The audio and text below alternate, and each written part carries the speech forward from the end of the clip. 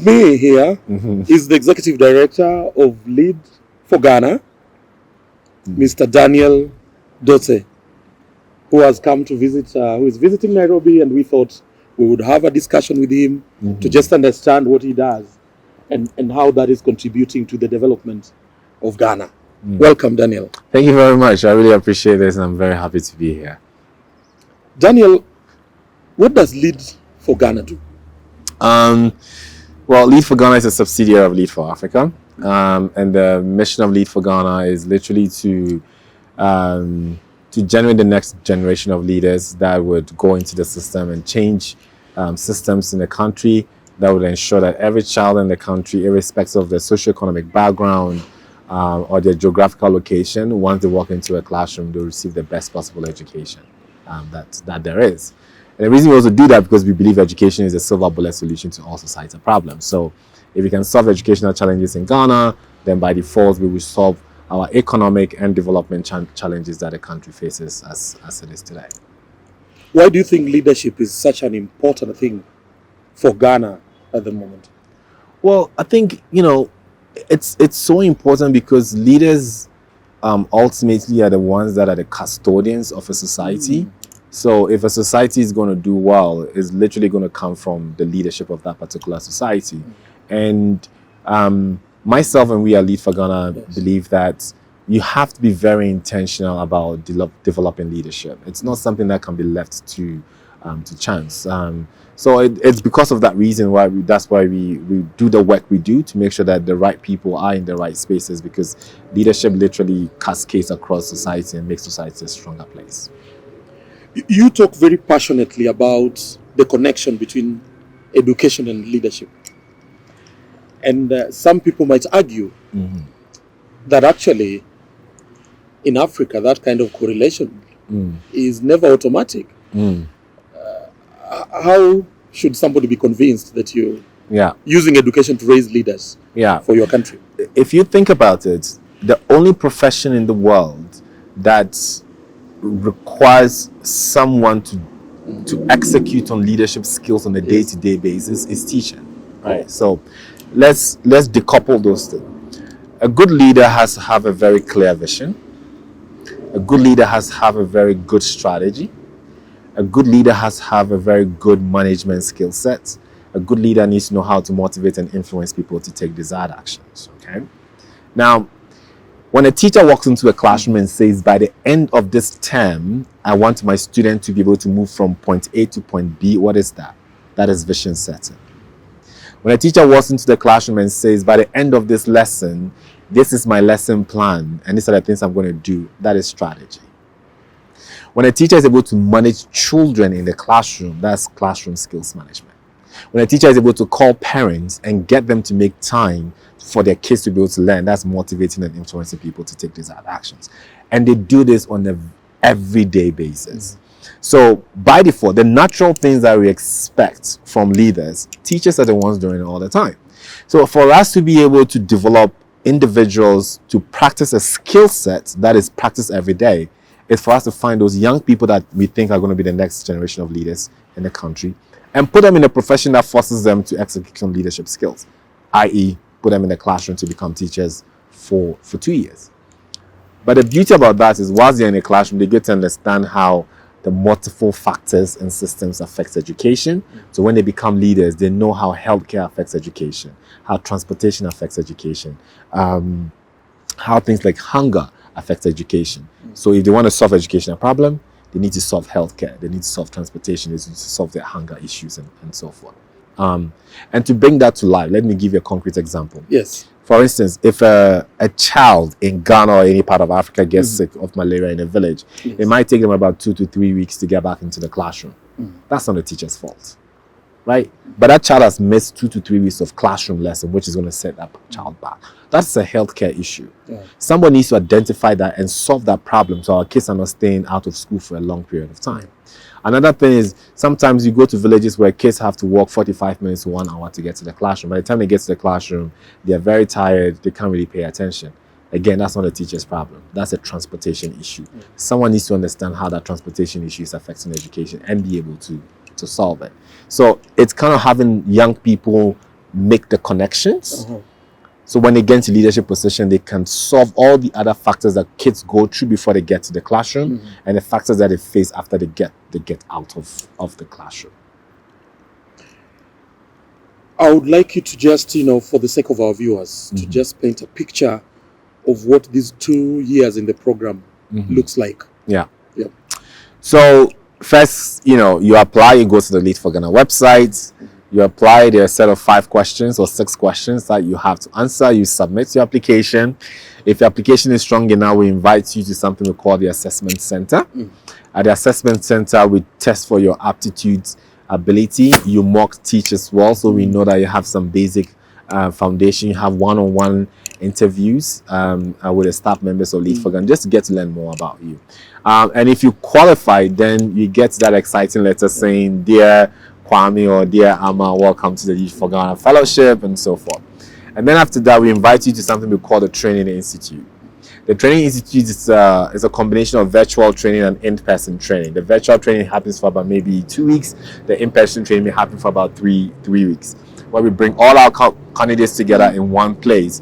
And then we train them on community engagement, classroom management, basically the foundations that you need to be an excellent teacher, but also an excellent community leader. And then after the 6 weeks combined virtual and in-person training, we deploy you to go and live in an underserved community in Ghana to serve as a full-time teacher for 2 years. So every day you wake up, you go to the classroom just like any teacher. You have full accountability of your classroom. Your job is to increase the academic outcomes of your students by the time you're done with the 2 years. But before you finish the 2 years, you also have to execute on the capstone project. The capstone project is you have to find a challenge within the community and solve it. But the challenge has to come from the community. So it's not something you can impose on your community and for sustainability. So some communities will say, look, we need a library because if you build a library for us, it connects back to education. Others will say we need a community center and so forth. So then they execute on these capstone projects, which helps them learn how to raise money, how to convince people within the community. It also gives them an opportunity for them to leave a legacy behind the community that they're in. So if you're successful with your capstone projects and you're also very successful with increasing the academic outcomes of your students, then you are done officially for the fellowship, and then we induct you into the Lead for Ghana Leadership Network. That is when we start helping you get into leadership positions to make systemic changes for all children in Ghana. Daniel, I'm curious to know, how long have you been in operation and how many fellows, so to speak, have you reached? Yeah. So we've been operating since about 10 years now. So it's about a decade. We have close to about 500 people within our leadership network. And then currently we have about 270 people within the system itself who are going to graduate. Still within the 2 years. We're still within the 2 years who will graduate into the leadership network. And over the years, I think the next 3 years we want to probably get to about 2,000 individuals within the network. We've seen a lot of successes in terms of the number of students we impact. I think now we are directly impacting about 60,000 children. And that number just cascades to about 10x if you add the kids that we impact indirectly through the schools that we work with. That's very interesting. What are some of the challenges of running a program on leadership in Africa, and how do you manage to balance the politics and the delivery of the program? Yeah, I mean, I think our challenge is not very different from any challenge that a company would have. It's always about sustainability. So it's always figuring how do you really sustain a program to get to a point where your vision can come to life, because we have a very ambitious vision. If we say all children, we mean all children. So it will take a lot of resources to do that. So we're constantly raising resources to be able to achieve that. The other thing too is, when it's also policy shifts, right? You work with one government, there's a change in government, there's a new person that comes in, then you have to build relationships again with this individual because they have their own plans and have the execution plans that you need to run. So you constantly have to be thinking about which policies are coming in and how do you fit your organization to face those policies. It's also just people management, right? Right now, the staff, the Lead for Ghana ecosystem is about 300 individuals. So think of a company with 300 staff members. You constantly have to manage these people, Yeah. make sure they're meeting expectations, but you're also constantly inspiring them to be able to like realize the vision that you want to realize. And of course, just finding better ways of dealing with government. Yeah. Any plans to go to other African countries, perhaps? Yeah. Because you've talked about the big organization being Lead for Africa. Yeah. Well, I think I would borrow the words of Kwame Nkrumah when he says the independence of Ghana is meaningless unless it's tied into the total liberation of Africa itself. So it's the same cascade. Like, all children in Ghana receiving an excellent education is not enough. It has to be all children in Africa receiving an excellent education. And that's what the mission of Lead for Africa is all about, which is how do we build a strong network of young people on the continent of Africa who are all aligned that it's important, it's very imperative that irrespective of which country you are in, any child that walks into a classroom to receive the best possible education. That's why Lead for Africa was formed. A few countries we are exploring to be in the next 2 years. Obviously includes Kenya. That's one of the reasons why I'm in Nairobi right now. Nigeria is in the pipeline. Ivory Coast is in the pipeline. Mozambique, Namibia, and South Africa, and I think Egypt as well. So those 8 countries are what is in the pipeline. But that being said, if any viewer is watching us, we are not strict on stone. It's all resource driven. Exactly. So where our resources lead us and where we think we can make the most impact is where we are going to get into. Listening to you, Daniel, you speak with a lot of passion. You seem to really love what you do. What keeps you motivated? What keeps me motivated is the fact that I've worked with a lot of young people on the continent, and they blow my mind away just in terms of the talent and the skill set that they have, right? So I'm like, talent is evenly distributed. Opportunity is not.